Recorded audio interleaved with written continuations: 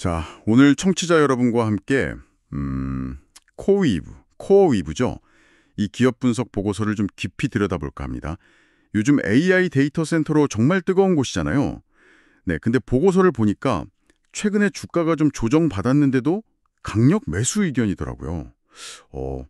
도대체 어떤 이유에서 그렇게 보는지, 그 성장 동력은 뭐고, 또 사업 구조, 혹시 모를 리스크는 없는지, 미래 가치는 어떤지, 이런 핵심적인 내용들만 한번 쏙쏙 뽑아보겠습니다. 바로 시작해볼까요? 자, 우선 코어위브, 여기가 어떤 회사인지부터 좀 알아야겠죠? 네네. 미국 최초로 AI 데이터 센터 인프라 사업만 전문으로 하는 그런 상장 기업이에요. 올해 2분기 매출 실적 보니까 작년 같은 기간보다 207%가 늘었대요. 그래서 12억 1천만 달러. 이야, 207%요? 네. 분기 매출이 10억 달러 넘은 건 이번이 처음이라는데 정말 대단한 성장세죠. 네, 맞습니다. 그 배경에는 뭐 다들 아시다시피 폭발적인 AI 수요가 있고요. 그리고 또 하나 진짜 주목해야 할 게 바로 그 수주 잔고예요. 백러그라고 하죠. 수주 잔고. 이미 계약된 물량이요? 그렇죠. 이게 2분기 기준으로 보니까 무려 301억 달러. 우리 돈으로 하면 거의 40조 원이 넘는 규모인데 이게 연간 86%나 늘어난 수치입니다. 와, 86%요? 네. 근데 더 중요한 건 이 중에 거의 절반 정도가 앞으로 2년 안에 실제 매출로 잡힐 거라는 거예요. 그러니까 뭐 오픈 AI라던가 다른 큰 고객들하고 계약을 미리 많이 해둬서 앞으로 수익이 꽤 안정적이다 이렇게 볼 수 있는 거죠. 와, 300억 달러 40조 원이라니. 그 정도면 뭐 앞으로 먹거리는 정말 확실하게 쌓아뒀던 얘기네요. 이런 엄청난 수주 잔고가 바로 그 보고서에서 강력 매수 의견을 내는 가장 큰 이유 중 하나겠군요. 그렇죠. 미래가 보이니까요. 네. 근데 계약만 이렇게 많은 게 아니라 실제로 운영하는 데이터 센터 규모 자체도 엄청 커지고 있다면서요? 맞습니다. 그게 그냥 서류상의 숫자가 아니고요. 실제로 지금 돌리고 있는 데이터 센터의 전력 용량만 해도 2분기 기준으로 470메가와트 정도 돼요. 470메가와트? 네, 근데 이게 시작이고요. 앞으로 확보해 놓은 총 계약 전력이 2.2기가와트나 됩니다. 2.2기가와트요? 와. 네, 이게 바로 직전 분기랑 비교해도 600메가와트가 늘어난 거거든요. 그러니까 AI 연산 수요가 막 늘어나니까 거기에 맞춰서 진짜 발빠르게 선제적으로 대응하고 있다 이렇게 봐야죠. 유럽에도 뭐 조금 있긴 하다면서요? 네, 유럽에도 데이터 센터가 있긴 한데 최근에 새로 짓는 건 스페인의 한 15메가와트 정도? 아직은 대부분 북미 중심이긴 합니다. 아하, 그렇군요.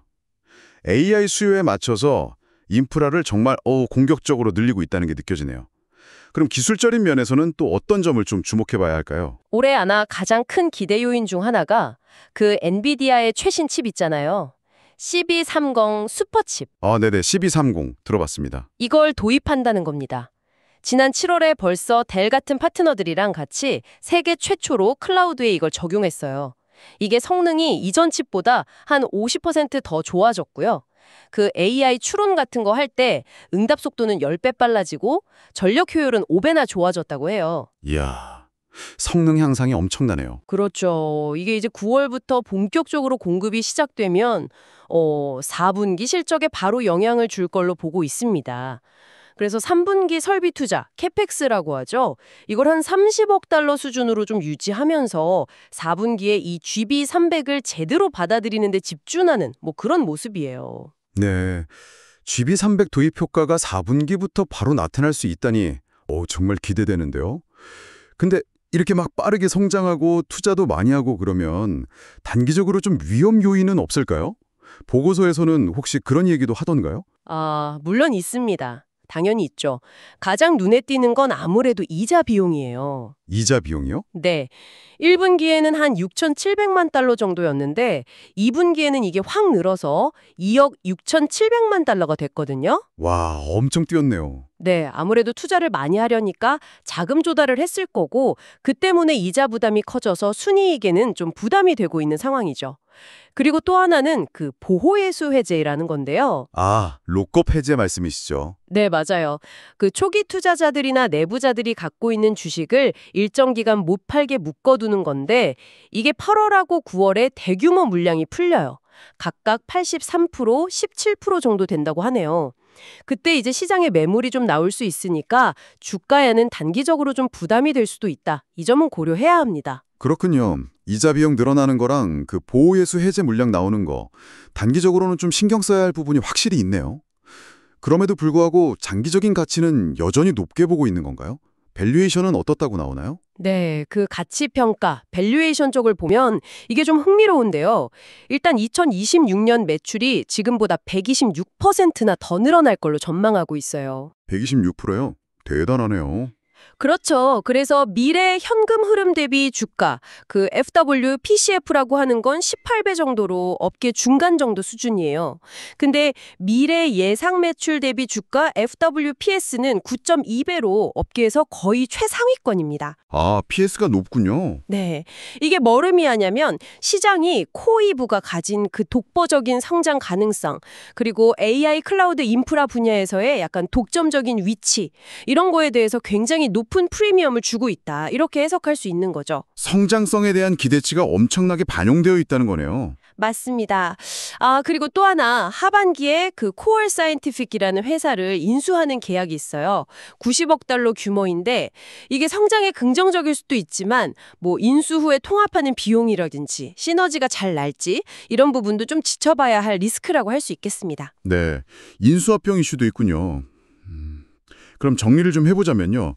단기적으로는 뭐 이자 비용 문제나 보호예수 해제 같은 변동성 요인들이 좀 있긴 하지만 근본적으로는 이 AI 특화 데이터 센터라는 강력한 사업 모델, 그리고 아까 말씀하신 엄청난 수주 잔고, 또 GB300 같은 최신 기술 도입, 이런 것들이 장기적인 성장을 이끌 거라는 기대감이 아주 크다. 뭐 이렇게 요약할 수 있겠네요. 네, 정확하게 보셨습니다. 정말 폭발적인 AI 수요를 등에 업고 있고요. 거기에 선제적인 투자 그리고 기술 리더십으로 이 시장을 완전히 주도하겠다 이런 의지가 보이는 거죠. 단기적인 리스크들은 분명히 존재하지만 말씀하신 대로 AI 인프라 전문 기업이라는 그 핵심 경쟁력하고 또 장기 계약 구조가 탄탄해서 앞으로 한 6개월에서 2년 정도의 성장 스토리는 굉장히 강력하다 이렇게 볼 수 있겠습니다. 깊이 있게 알아봤습니다. AI 인프라 시장을 선점하기 위한 이 회사의 과감한 베팅이 상당히 인상적이네요. 마지막으로 청취자 여러분께 이런 질문 한번 던져보고 싶습니다. 앞으로 AI 모델은 점점 더 복잡해지고 당연히 더 많은 전력을 필요로 하게 될 텐데요. 그때가 되면 코어웨이브처럼 이렇게 특화된 물리적인 인프라를 딱 쥐고 있는 기업의 힘은 과연 어디까지 커질 수 있을까요? 한 번쯤 생각해 보시면 재밌을 것 같습니다.